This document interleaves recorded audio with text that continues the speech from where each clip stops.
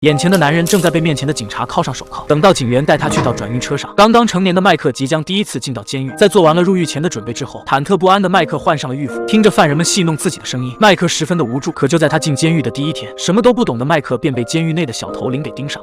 Look at me. Say sorry. I'm sorry. Too late, cunt. 而就在他回到牢房之后，同寝室的小黑告诉他， If you don't know anyone, you're fucked. 到了当天下午，此前在大院中的小头领来到了麦克的牢房。Keep there, yeah? 在殴打了麦克一顿之后，小头领拿走了牢房的电视遥控器。而就在被送进监狱之前，麦克还是个天真幼稚的普通少年。由于父亲犯事被抓，年轻的麦克从小便和爷爷一起生活，再加上4年级时他曾遇到一位混蛋老师，麦克从那时起便辍学了。可是，在这天，好兄弟家里带麦克去见了他的哥哥巴里，因为巴里是当地的黑帮老大，他委托麦克帮自己藏一批价值2000欧的违禁品。而出于义气，天真的麦克便答应帮好兄弟这个忙。几天之后，家里告诉他巴里说要转移包裹，可麦克什么都不懂，他便问着家里 When am I supposed to move? You're supposed to know. 因为不知道应该怎么做，再加上年轻的麦克没把这件事当回事，他便没有转移藏在家里的违禁品。等到第二天一早，还在睡觉的麦克便被一阵敲门声叫醒。等到他打开房门，早就准备好搜查令的警察来到了他的家中，在把麦克和爷爷控制在客厅之后，警员搜查了麦克的房间，并且顺利搜到了那包违禁品。 Guard. Michael, is this your bag? Guard. Sir, please. Michael. Yeah. 面对警方的询问，麦克异常冷静地承认了这包违禁品是自己的。在宣读完了麦克的权利之后，警员逮捕了私藏违禁品的麦克。而此时的麦克还以为这件事和自己平常打架斗殴被抓一样，只要被教训几句、上几天课便会被放出来。可他完全没有意识到自己现在已经成年了。麦克没有感觉，他只知道有爷爷会帮自己处理一切的麻烦。 I'm sorry you're down, Michael. 而面对警方询问他这包违禁品真正的主人是谁的时候， I'm not a rat. 年轻的麦克很仗义，他不会出卖自己的朋友。但就在麦克录完了口供之后，爷爷帮他缴纳了100欧的保释金。 Now, you'll be due to appear in court on February 20th. 可麦克出来后并没有和爷爷多说什么，他只是说自己不会出卖好兄弟家里。由于自己的手机被警方当作物证，麦克要来了爷爷的手机。 Where are you going? Away from you. 他找到了好兄弟，可家里却跟他说 Well, it's your own fucking fault. Oh, man. Stay away from here. Fucking easy. 只用了15秒，麦克明白了自己仗义且忠诚的行为是多么廉价。而因为麦克被抓的事情很快便在当地传了出去，女友小美也因此向他提出了分手。小美很清醒，她知道麦克已经半只脚踏入了深渊，所以小美痛苦且坚决地离开了麦克，因为她的人生才刚刚开始。等到爷爷带麦克去见了律师，由于他去年因为打架斗殴被判了缓刑，现在麦克还是在缓刑期内，再加上警方证据确凿，律师认为他大概率会被送进监狱。听着律师这么说，麦克这才意识到了问题的严重性。可因为证据确凿，为了减刑，律师只能建议他提前认罪。等到开庭的这天，在法官宣判之前，律师向法官告知了麦克决定提前认罪的决定，再加上麦克还在弱势青年群体的学校里学习，法官决定提保候审，改日宣判。而接着争取到的时间，麦克在学校里请求老师帮自己报名面试社会保障专业的机会。这虽然是减刑的手段，但麦克也想要尝试变好。但就在他回家的路上，麦克遇到了老大巴里。 How's it going, Michael? Alright. You well?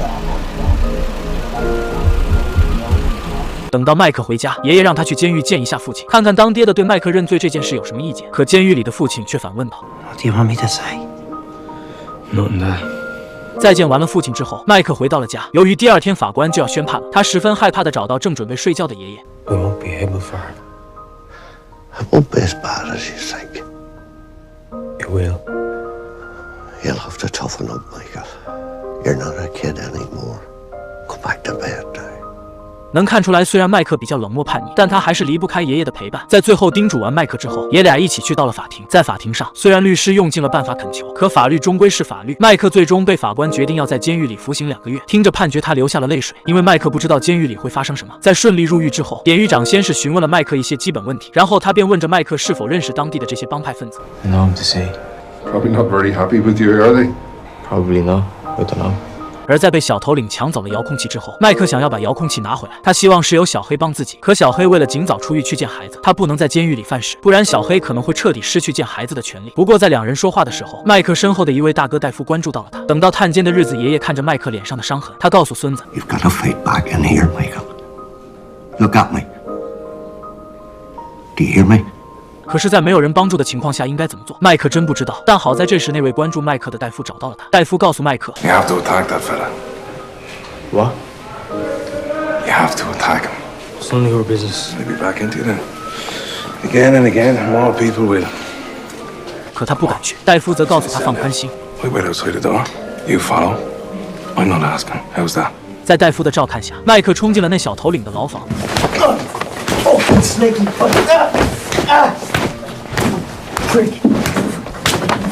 并且戴夫还教会了麦克要在什么时候停下来。等到他回到牢房，看着手上打人留下的伤痕，麦克第一次学会了反击。可此时牢房外的爷爷却被巴里带人堵在了家里，因为麦克损失了他价值2000欧的违禁品，巴里需要麦克的爷爷赔偿。爷爷本想反抗，可他只是个普通的爷爷。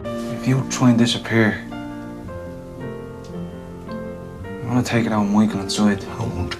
听着他们拿孙子威胁自己，他只能暂时答应了巴里。为了凑齐这2000块，他找到了老朋友借了一些，并且爷爷知道，如果这次自己把钱还给他们了，那么这群人便会一次又一次的来找自己。可是他能怎么办？因为害怕，爷爷只能心理安慰似的给家里的门上多安了一把锁。到了巴里来拿钱的这天，爷爷把钱交给了他，但是他告诉巴里 I'm not paying you thugs another penny. Lena. You can kill me, but you're not getting nothing more from me. 不管有没有用，爷爷还是表达了自己的态度。而此时的麦克已经在戴夫的帮助下站住了脚跟，因为有戴夫的庇护，他不会再被欺负了。但相应的，麦克也要帮大哥藏一下他和外界沟通用的手机。麦克虽然不想，但他还是把手机藏在了床垫下面。到了这天，戴夫又一次带着麦克来到一间牢房。戴夫没让他做什么，他只是让麦克帮自己看着门，防止狱警过来巡逻。等到戴夫叫自己过去，麦克则立刻过去帮忙。他不知道戴夫要做什么，麦克只是看着他把热水浇在了这个犯人的脸上，听着惨叫，麦克害怕了，他问着戴夫 We quits now. Ask me again, and I'll stamp your face into the concrete. 在被训了之后，麦克继续帮戴夫藏钱，这次他则把钱藏在了照片后面。等到空闲的时间，麦克也会去上监狱里的互助课程，而他也会把课程上的知识告诉戴夫，两人也会进行交流沟通，并且麦克还得知戴夫有一个10几岁的儿子在威尔士，可儿子的身边却没有妈妈的陪伴。麦克看着戴夫，他知道戴夫那失去父亲陪伴的儿子很可能和自己经历了一样的人生。几天之后，戴夫交给了麦克一把自制的短刀，而这次 Slash his face. What? Not a bleeding scratch. Deep. Let me out. 听着戴夫这么说，麦克犹豫了，他不知道自己是应该拒绝还是听命行事。在紧张之下，他甚至吐了出来。麦克想用自己生病为由拒绝动手，可戴夫却警告他 Next time you try and fuck up my sister, you take the Francis. 听着他说出自己爷爷的名字，麦克没办法逃避了，他只能在这天盯上目标。可由于他太年轻了，麦克瞬间便被反制。幸亏是戴夫提前做好了准备，这才教训了目标人物。时间过得很快，眨眼间2个月的时间就到了。麦克在这天被典狱长告知他明天中午就可以出狱了，而他立刻便把这个好消息告诉了爷爷，并且他终于知道了自己做错的一切。 Sorry about everything. It's over now, Michael. 因为就要出狱了，麦克必须要把之前藏在牢房里的手机和钱还给戴夫。麦克很害怕，他以为戴夫会因为即将失去一个小弟而教训自己一顿。可戴夫在拿回了手机和钱之后，他让麦克来到自己的身边坐下。 Don't let anyone fuck with you out there, okay? 两人也就此告别。在经历了一些流程过后，麦克走出了监狱。 We're not gonna see you back in here again, Michael, are we? No, you won't. We have interviews lined up now. 而等到爷孙两人坐公车回家，爷爷已经帮助麦克开始准备面试社会保障专业，可他却在家附近遇到了自己曾经的狐朋狗友们。听说他们要打群架，已经改过自新的麦克在即将去打架的时候拒绝了他们。 Count me out, lads, yeah? Suit yourself. 麦克第一时间回到了家，在第2天吃过了爷爷做的早餐之后，麦克去参加了面试。 I want to use what happened to me as a positive to help others. I think I'd be good at stuff like that. 在完成了面试之后，麦克正准备去领出狱后的救助金，可他却看到了因为没有住址而无法领到补贴的中年男人。麦克知道，如果他不改过自新的话，那这个男人就是自己以后的样子。可就在他回到家后，麦克竟然看到了老大巴里正在和自己的爷爷谈话。原来巴里打算让爷爷在探视麦克父亲的时候把违禁品送进去，而这件事麦克的父亲也同意了。麦克很生气，他本以为巴里是因为自己弄丢了那批货来索要赔偿，可当他得知爷爷已经还过钱了之后，麦克生气的想要赶走巴里，可巴里这时候则警告他 He doesn't do what I say. I'm gonna take your dad. 麦克很生气，他已经要控制不住了。麦克知道，如果他任由巴里继续支配自己家人的人生，那他们后半辈子就会永远活在老大巴里的阴影之下。 How'd the interview go? Fuck the interview. Where are you going? Fuck this place. Michael! Michael! 所以他在当天买了一大袋子的啤酒壮胆。到了傍晚，他在路边捡来了一根铁棍。随着夜幕降临，麦克跟上了正准备回家睡觉的巴里。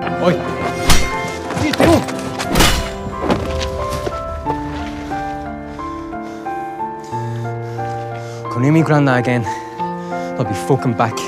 而这一切却被附近居民楼里的一个少年看在眼里。等到麦克回家，爷爷还不知道发生了什么。可麦克看着自己的双手，他陷入了沉思。等到麦克再次被一阵敲门声叫醒，他看着门外的警察。麦克打开了房门，再次被捕。这一次他被判了3年监禁。就这样，刚出狱没多久的麦克再次被送回了监狱。麦克经历了和上次一样的流程，可这时的监狱外，爷爷还是在巴里的威胁下去见了麦克的父亲。他还是完成了往监狱内送货的任务。而爷爷在做完这一切之后，再次往门上加装了一把锁，并且他这时看到了学校寄来告知麦克通过面试的信件。镜头一转，表情冷漠的麦克已经彻底适应了监狱里的生活，而在他的眼中，绝望与失望相互交替。这个少年的人生仿佛已经注定了结局。